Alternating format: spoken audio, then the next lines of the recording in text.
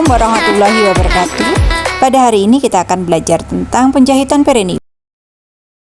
Jadi apa itu laserasi perineum? Jadi laserasi perineum merupakan robekan yang terjadi pada saat lahir si bayi, baik itu secara spontan maupun dengan menggunakan alat-alat tindakan seperti episiotomi.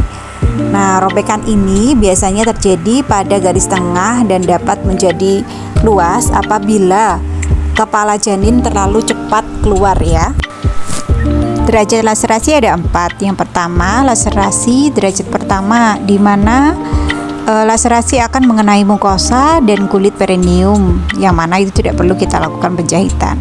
Sedangkan derajat kedua, laserasi mengenai mukosa vagina, kulit, dan jaringan perineum yang perlu kita lakukan penjahitan.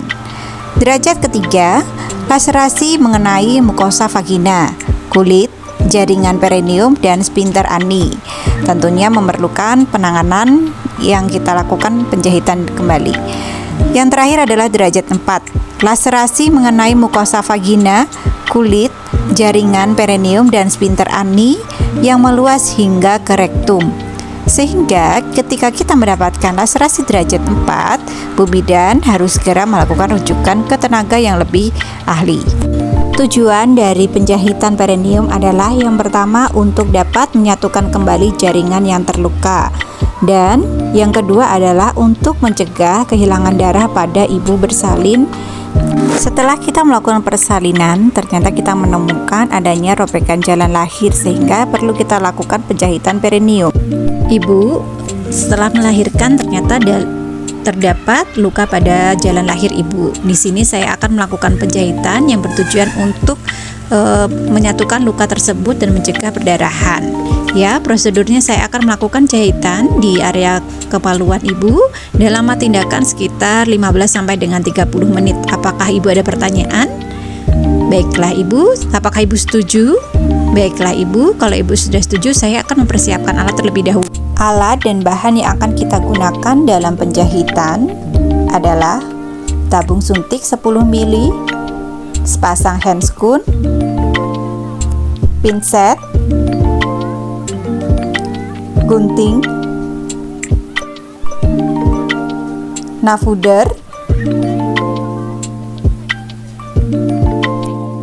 kasa steril ya, terus kemudian kain, ada povidone ion, kemudian lidokain, kemudian ada pelarut lidokain karena kita punya lidokain 2%, akan kita cairkan menjadi 1%. Kemudian di situ ada benang jahit dan ada jarum jahit. Setelah mencuci tangan, kita posisikan klien. Permisi ibu, untuk mempermudah penjahitan, mohon bokong berada di ujung tempat tidur ya ibu, seperti akan melahirkan. Langkah selanjutnya adalah mematahkan larutan lidokain 1% tanpa epinefrin, memasukkan tabung suntik ke dalam bak instrumen,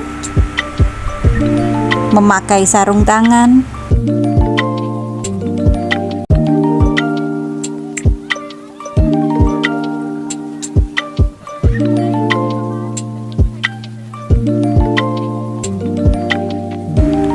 mengisi tabung suntik 10 ml dengan larutan lidokain tanpa epinefrin. Karena yang kita punya di sini adalah lidokain 2%, sehingga akan kita larutkan dengan perbandingan 1:1.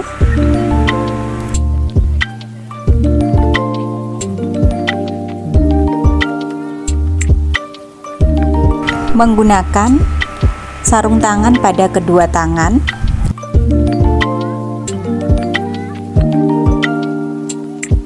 Menggunakan kasa steril atau DTT untuk membersihkan daerah luka dari darah atau bekuan darah, dan menilai kembali luas dan dalamnya robekan pada perineum.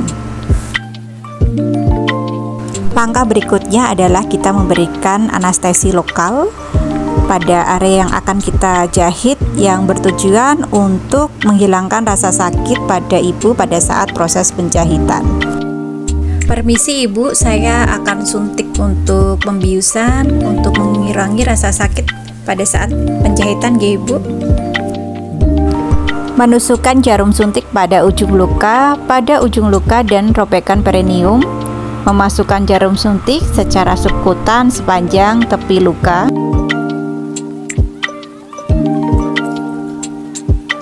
Kita aspirasi untuk dapat memastikan bahwasanya tidak ada darah yang terhisap. Kemudian menyuntikkan larutan lidokain 1% sambil menarik jarum pada tepi luka daerah perineum.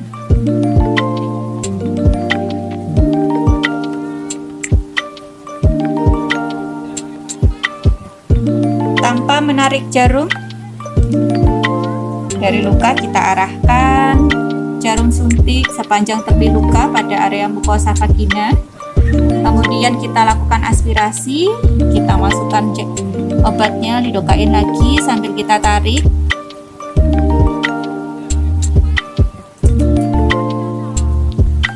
Kemudian kita akan bergantian untuk kedua tepi robekan, mulai dengan cara menyuntikkan.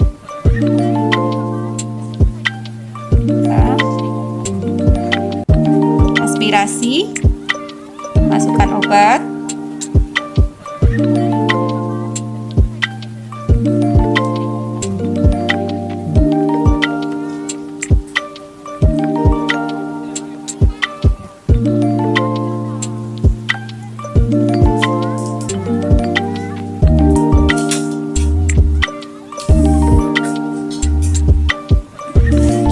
Kita tunggu 1-2 menit sebelum melakukan penjahitan untuk dapat memastikan bahwasanya anestesi sudah bekerja. Selanjutnya kita lakukan inspeksi vagina dan perineum untuk melihat adanya robekan, ya, kita lihat. Kemudian kita tempatkan jarum jahit, kita siapkan. Memegang jarum jahit pada pemegang jarum atau nalfuder, kemudian kita kunci supaya pada saat kita melakukan penjahitan akan lebih kuat, ya. Kemudian kita pasang benang jahit pada mata jarum.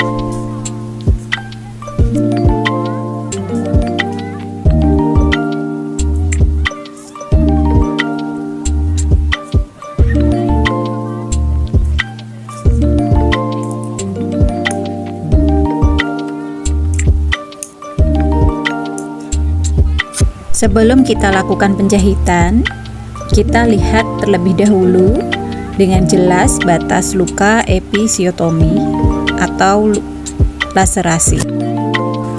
Melakukan penjahitan pertama di atas puncak luka robekan di dalam vagina. Kemudian mengikat jahitan pertama dengan simpul mati dan memotong ujung benang yang bebas. Cara melakukan penyipulan pada jahitan perineum adalah yang pertama kita buat simpul, kita tarik ke bawah. Kemudian untuk simpul yang selanjutnya kita akan lakukan tarikan ke arah yang berlawanan. Jadi kalau yang pertama dari bawah, berarti yang berikutnya adalah ke atas.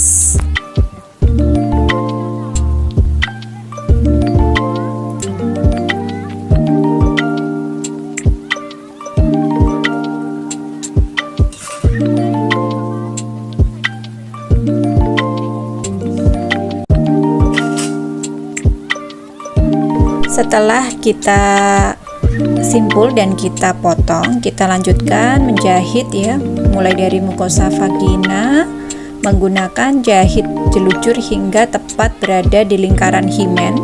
Kemudian di lingkaran himen ini kita simpul dan menyisakan sedikit dari benang.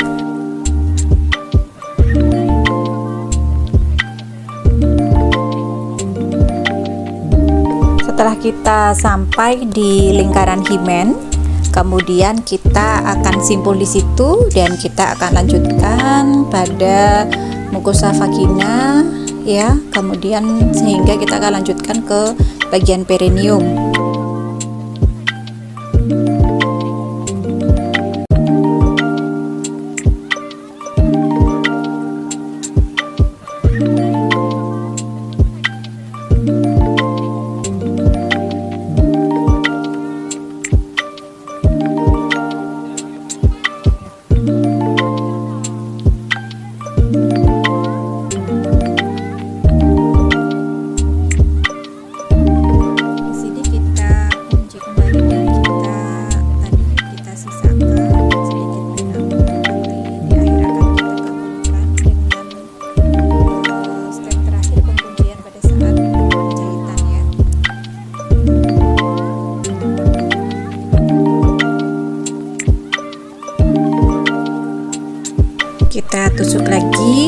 mukosa vagina dari belakang lingkaran himen hingga menembus luka robekan bagian perineum. Kemudian kita lanjutkan jahitan dengan teknik jelujur pada luka robekan perineum sampai ke bawah luka perineum. Setelah sampai di ujung luka robekan perineum di bagian bawah, kita jahit secara simetris dari kanan ke kiri hingga tepat di luka lingkaran himen yang kita sisakan benang sedikit tadi ya. Setelah jahitan subkutis kita sampai pada lingkaran himen, kemudian kita simpul mati dengan sisa benang yang tadi kita sisakan. Kemudian kita potong dan kita sisakan kurang lebih 1 cm. Kemudian dengan jari telunjuk kita masukkan rektum dan meraba dinding atas rektum, memastikan bahwasanya jahitan sudah berlangsung baik. Langkah selanjutnya adalah menkontaminasi sarung tangan, mencuci tangan dan mengeringkan, kemudian menasihati ibu tentang cara perawatan perineum, menjadwalkan kunjungan ulang, dan kita lanjutkan fase terminasi ya. Sekian kuliah kita pada hari ini. Selamat mencoba dan wassalamualaikum warahmatullahi wabarakatuh.